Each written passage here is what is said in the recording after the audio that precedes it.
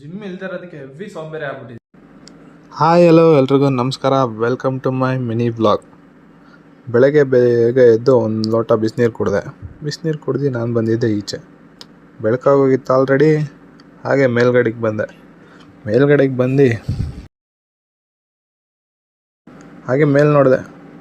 ಈ ಜೆಟ್ ನೋಡಿ ತುಂಬ ದಿನ ಆಗೋಗಿತ್ತು. ಹಾಗೆ ನೋಡ್ತಾ ಒಂದು ಶಾರ್ಟ್ ತಗೊಂಡು ನಾನು ಹೊರಟಿದ್ದೆ ವರ್ಕೌಟ್ ಮಾಡೋಣ ಅಂತ. ಸೊ ಲೈಟಾಗಿ ವರ್ಕೌಟ್ ಸ್ಟಾರ್ಟ್ ಮಾಡಿ ಜಿಮ್ ಆಗಿ 3 ತಿಂಗಳಾಗೋಯ್ತು. ಸೊ ಅದಕ್ಕೋಸ್ಕರ ನಾರ್ಮಲ್ ವರ್ಕೌಟ್ ಆಗ್ತಾನೆ ಮೋಡದ ಮರೆಯಲ್ಲಿದ್ದಿದ್ದು ಸೂರ್ಯ ಈಚೆ ಬಂದು ಇಣಕ್ಕೆ ನೋಡ್ತಾ ಇದ್ದ.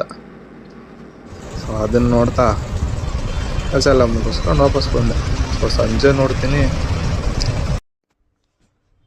ಜಿಮ್ ಇಲ್ದಿರೋದಕ್ಕೆ ಹೆವಿ ಸೋಂಬೇರಿ ಆಗ್ಬಿಟ್ಟಿದ್ದೀನಿ. ಏನಕ್ಕೆ ಅಂತ ಕೇಳ್ತೀರಾ?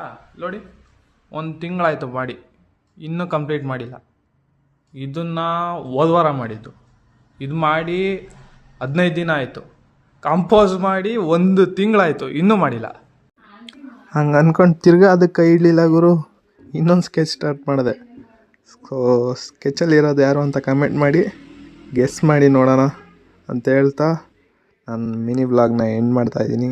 ಸೊ ಸಿಗೋಣ ನೆಕ್ಸ್ಟ್ ವ್ಲಾಗಲ್ಲಿ ಅಂತ ಹೇಳ್ತಾ thank you for watching. T arts.